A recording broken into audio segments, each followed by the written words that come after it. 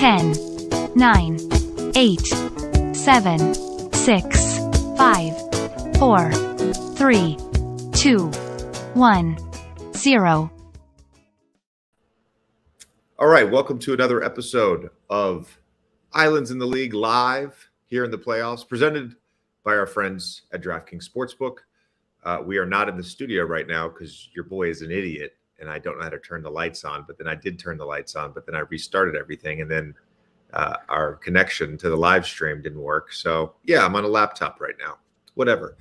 What a response from the Boston Celtics in Game 4 in Miami after getting drubbed in Game 3. A lot to get through with this game, particularly positive stuff for the Boston Celtics. So first of all, we have discussed, and I'll bring it up again, at times this defense, although they were the number 2 defense in the NBA this season, at times this defense hasn't looked as connected as they did last season. And some of that starts with the point of attack, not getting beat on the ball. I thought their individual defense tonight was really good. Derek White, Al Horford on Adebayo, Tatum was great. Not allowing Jimmy Butler to draw as many secondary defenders and double teams and kicking out to shooters. That limited a lot. And then their team defense. Look, there's numerous plays, whether it's out of pick and rolls or drives, where multiple help defenders are converging on pocket passes or bounce passes. The Heat have not been a high turnover team. So many of their turnovers tonight led to transition opportunities. I thought it was actually a big opportunity for Jaylen Brown to kind of get himself going. He still didn't shoot the ball well tonight, but those transition opportunities for him allowed him to get out, make plays at the rim, get fouled, get him going, even when he's having an off shooting night. But I think it all starts with Jayson Tatum. Just a fantastic performance. 33 points, 11 rebounds, 7 assists. It does look like they, at some point, took away one of his 3-pointers. Ended up with 4 threes. There's a moment, right, in this game because, the Celtics got down early. They made a run. Heat responded. Heat make an early push in the third. Celtics respond with a 16-0 run. And then down 9 to start the fourth, the Heat go zone. They don't score for the first 3 minutes, call timeout, put Tatum back in, finally get the ball to the middle of the zone. Tatum hits a jumper. And from that point on, it was all Boston. Tatum just took over in that fourth quarter. Coming into this game, had not scored a field goal in this series in the fourth quarter. Ends up having a big stretch there to kind of close this game. The other point, the 3-point variance for Miami has been a talking point. They struggled tonight, shooting just 8 of 32. On the other side, the Boston Celtics able to generate 44 threes. They knocked down 18 of them. Thought it was a big night for Al Horford, Marcus Smart, Derek White, all of them hitting 3 threes. And then the guy for me that just gave them a lift in that second quarter and then again in the second half was Grant Williams. 4 threes for him, 6 rebounds, 2 assists, had the block on Jimmy Butler when Jimmy took him down low in isolation.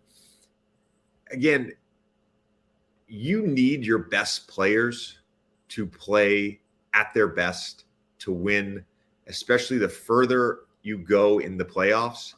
They get a great night from Tatum. They get enough from Jaylen Brown. But really tonight was about Al Horford, Marcus Smart, Derek White, Grant Williams, all having big nights shooting the basketball.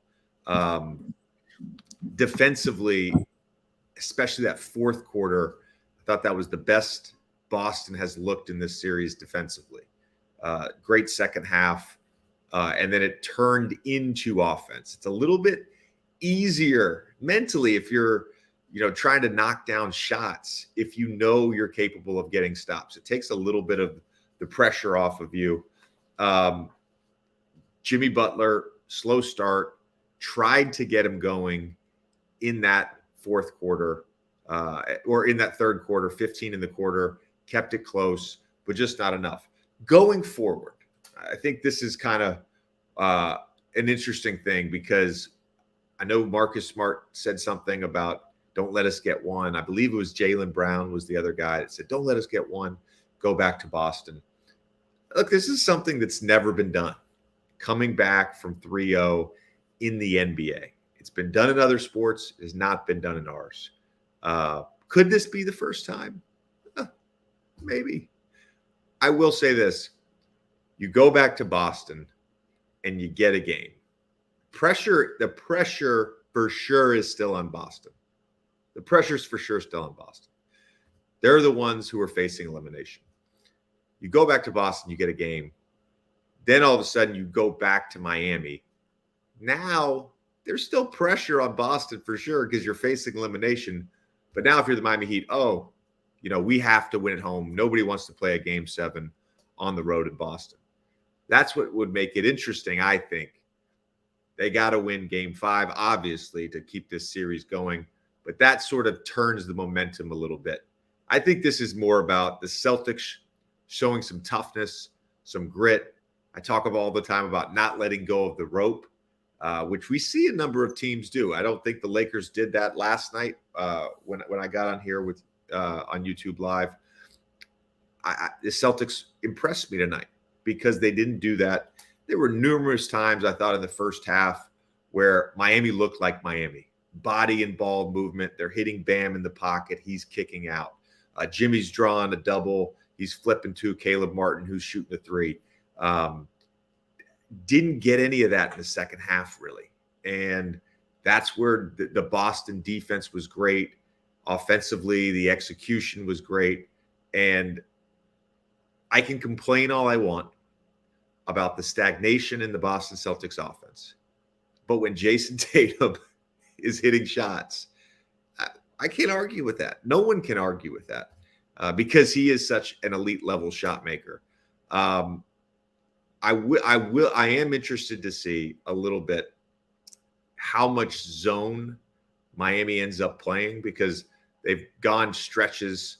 I can't remember which game it was, but I know one of the games they played zone in the second quarter, zone in the fourth quarter, man in the first, man in the third. How much in game 5 are they going to mix in that zone? Because they did have some success there to start that fourth quarter. And then the other part is the Miami Heat, everything that's predicated on their success in this postseason has been about Jimmy Butler and Jimmy Butler's aggressiveness. Jimmy doesn't always need to score 27 to 40 points, obviously the 56-point game, but he doesn't always need to do that. They blow him out in game 3. Jimmy has had a quiet offensive night. But what he does when he is aggressive, when he is getting into the paint, when he is getting downhill, it creates opportunities for obviously the shooters, but then the catch and go. The Caleb Martin catch and rip, get to the basket. The Max Strus run him off the line, kick to Kyle Lowry, run him off the line, kick to Duncan Robinson. That all starts with Jimmy's ability to break down the defense and draw a secondary defender. And that was the most impressive thing tonight about the Boston Celtics defense. There wasn't a lot of that. There was really good primary defense, whoever it was, White at times, Tatum at times, Grant Williams at times. And that's ultimately why I think the Miami Heat struggled a bit. And then, of course, the turnovers, as we discussed. Lots to look forward to. We'll be dissecting more of this game later this week as I get a chance to rewatch it. But we'll be excited about Game 5. As always, thanks for tuning in. Sorry about the technical difficulties. This has been Islands in the League Live, presented by DraftKings Sportsbook. Peace.